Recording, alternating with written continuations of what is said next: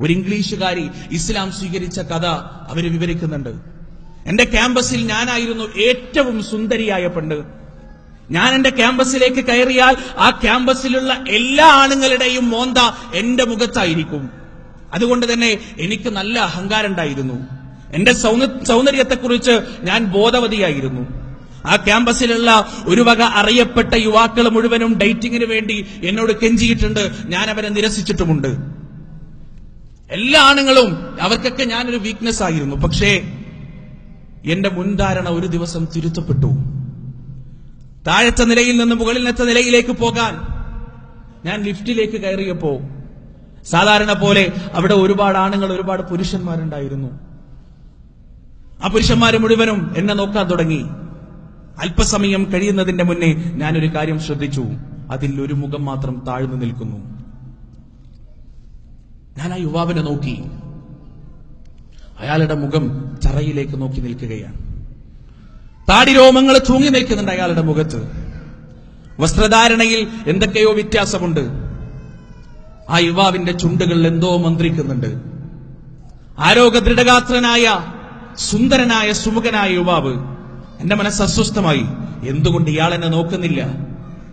എന്തുകൊണ്ട് ഇയാളുടെ ശ്രദ്ധ പിടിച്ചു പറ്റാൻ എനിക്ക് കഴിയുന്നില്ല? ഞാൻ ഒരുപാട് ഗോഷ്ഠികൾ കാണിച്ചു നോക്കി, ഒരു രക്ഷയില്ല. അയാൾ എന്നെ നോക്കുന്നില്ല. അയാളുടെ അടുത്തേക്ക് ഞാൻ നീങ്ങി നിന്നു, എന്നിട്ടും അയാൾ എന്നെ നോക്കുന്നില്ല. ഒരുപാട് ചലിച്ചു നോക്കി, എന്നിട്ടും അയാൾ എന്നെ നോക്കുന്നില്ല. അവസാനം അസ്വസ്ഥയായിക്കൊണ്ട് ഞാൻ ആ ലിഫ്റ്റിൽ നിന്ന് ഇറങ്ങി നടന്നു.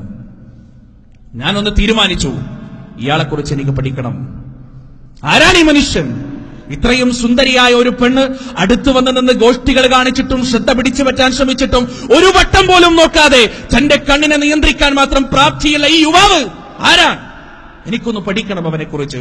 അങ്ങനെ ആ യുവാവ് പഠിക്കുന്ന ഡിപ്പാർട്ട്മെന്റിൽ ഞാൻ ചുറ്റിത്തിരിയാൻ തുടങ്ങി. എനിക്ക് അവരോടൊന്ന് സംസാരിക്കണമെന്നുണ്ടായിരുന്നു. പക്ഷേ എന്റെ മനസ്സതിനെ സമ്മതിച്ചില്ല. എന്റെ ഹൃദയത്തിന് അതിന് ധൈര്യം കിട്ടിയില്ല. ഏത് പുരുഷനോടും സംസാരിക്കാനുള്ള ധൈര്യം എനിക്കുണ്ടായിരുന്നു. കാരണം എനിക്കറിയാം അവരൊക്കെ ഞാൻ സംസാരിച്ചാൽ എന്നോട് സംസാരിക്കും. പക്ഷേ ഈ ആളോട് സംസാരിക്കാൻ എനിക്ക് ധൈര്യം കിട്ടിയില്ല. ദിവസങ്ങളുടെ നിരീക്ഷണത്തിൽ എനിക്കൊരു കാര്യം മനസ്സിലായി. ഈ യുവാവ് എന്തോ ഒരു മാതൃക, എന്തോ ഒരു യൂണിഫോമിറ്റി അദ്ദേഹത്തിന്റെ ജീവിതത്തിൽ മുഴുവനുമുണ്ട്. അങ്ങനെ ഒരു ദിവസം ധൈര്യം സംഭരിച്ചുകൊണ്ട് ഞാൻ ആ യുവാവിന്റെ അടുത്ത് ചെന്നു.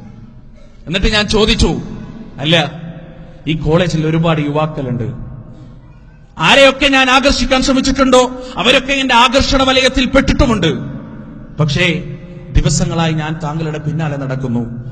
താങ്കളുടെ ഒരു നോട്ടമെങ്കിലും നേടിയെടുക്കാൻ ദിവസങ്ങളായി ഞാൻ ശ്രമിക്കുന്നു. താങ്കളെ ഒന്ന് പഠിക്കാൻ ഞാൻ ദിവസങ്ങളായി ശ്രമിക്കുന്നു. പക്ഷേ താങ്കളെ അതിന് ലഭിക്കുന്നില്ല. എന്താണ് ഇത്രമാത്രം ഉന്നതമായ, ഇത്രമാത്രം നിയന്ത്രിതമായ ഒരു ജീവിതത്തെ നയിക്കാൻ താങ്കളെ പ്രാപ്തമാക്കുന്നത്? ഈ അനുഭവം എഴുതിയ അത്താളുകളിൽ ക്യാപിറ്റൽ ലെറ്ററിൽ ആ സ്ത്രീ എഴുതി. ആ യുവാവ് പറഞ്ഞ മറുപടി, I am a true follower of Muhammad. I am a true follower of Muhammad. ഞാൻ മുഹമ്മദ് സല്ലല്ലാഹു അലൈഹി വസല്ലമയുടെ യഥാർത്ഥ അനുയായിയാണ്. എന്ത് മുഹമ്മദ്? കേട്ടിട്ടുണ്ട് ഞാൻ ആ പേര്. മീഡിയകളിലൂടെ സ്ത്രീലമ്പടനായി, വാളിന്റെ പ്രതീകമായി, കാമഭ്രാന്തനായിക്കൊണ്ട് മീഡിയകൾ ചിത്രീകരിക്കുന്ന മുഹമ്മദിനെ ഞാൻ കേട്ടിട്ടുണ്ട്. പക്ഷേ ഇത്തരത്തിൽ ഉന്നതന്മാരായ, ഉദാത്തന്മാരായ, നിയന്ത്രണമുള്ള മനസ്സുകളുള്ള യുവാക്കളെ സൃഷ്ടിച്ചെടുത്ത ഒരു മഹാവിപ്ലവകാരിയായ മുഹമ്മദിനെ ഞാൻ അറിഞ്ഞിട്ടില്ല. ചരിത്രത്തിൽ എവിടെയും ഞാൻ വായിച്ചിട്ടില്ല. തീരുമാനിച്ചു, ഞാൻ പഠിക്കും ഞാൻ മുഹമ്മദിനെ കുറിച്ച്. ആരാണ് മുഹമ്മദ് എന്നെനിക്ക് പഠിക്കണം. അങ്ങനെ മുഹമ്മദിന്റെ ബയോഗ്രഫി ഞാൻ പരിശോധിച്ചു. സല്ലല്ലാഹു അലൈഹി വസല്ലം അദ്ദേഹത്തിന്റെ ചരിത്രം ഞാൻ പഠിച്ചു. ഓരോ താളുകൾ കഴിയുമ്പോഴും ഈ ലോകത്തിന്റെ മുകളിൽ ഞാൻ ഏറ്റവും കൂടുതൽ സ്നേഹിക്കുന്ന, ഞാൻ ഏറ്റവും കൂടുതൽ ആദരിക്കുന്ന, ഞാൻ ഏറ്റവും കൂടുതൽ ബഹുമാനിക്കുന്ന ഒരു വ്യക്തിത്വമായി മുഹമ്മദ് മാറുകയായിരുന്നു. അവസാനം ഞാൻ ആ യുവാവിന്റെ അടുത്ത് ചെന്ന് നിന്നു. എനിക്കും വേണം, എനിക്കുമാകണം, എനിക്കുമായി മാറണം.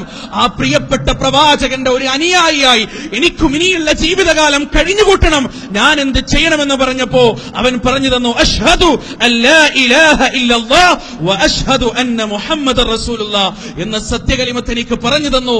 ഇന്ന് ഞാൻ മുഹമ്മദ് സല്ലല്ലാഹു അലൈഹി വസല്ലമയുടെ ഒരു യഥാർത്ഥ അനുയായിയാണ്.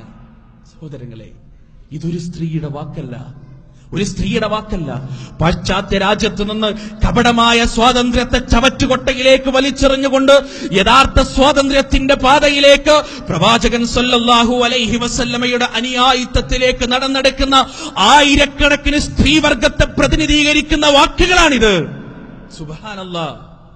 ആർക്കും കഴിയില്ല ആ പ്രവാചകനെ ഇകഴ്ത്തി കാണിക്കാൻ, ആർക്കും കഴിയില്ല ആ പ്രവാചകന്റെ വ്യക്തിത്വത്തെ താരടിക്കാൻ, ആർക്കും കഴിയില്ല ആ പ്രവാചകൻ തീവ്രവാദിയാണെന്ന് തെളിയിക്കാൻ, ആർക്കും കഴിയില്ല ആ പ്രവാചകൻ ഭീകരവാദിയാണെന്ന് തെളിയിക്കാൻ, ആർക്കും കഴിയില്ല വസ്തുനിഷ്ഠമായി ആ പ്രവാചകൻ സല്ലല്ലാഹു അലൈഹി വസല്ലമ സ്ത്രീലമ്പടനാണെന്ന് ചിത്രീകരിക്കാൻ, ആർക്കും കഴിയില്ല ആ പ്രവാചകൻ പണത്തിനു വേണ്ടിയും സമ്പത്തിനു വേണ്ടിയും അധികാരത്തിനു വേണ്ടിയും സ്വാധീനത്തിനു വേണ്ടിയും സ്ത്രീകൾക്ക് വേണ്ടിയും കപടമായ പ്രവാചകത്വം അവകാശപ്പെട്ട വ്യക്തിയാണെന്ന് ചരിത്രത്തിന്റെ താളുകളിൽ നിന്ന് തെളിവുകൾ ഉദ്ധരിച്ചുകൊണ്ട് പറയാൻ, സ്ഥാപിക്കാൻ, തെളിയിക്കാൻ ഭൂലോകത്തുള്ളൊരു മനുഷ്യനും സാധ്യമല്ല എന്നത് നാളിതുവരെയുള്ള ചരിത്രം സാക്ഷിയാണ്.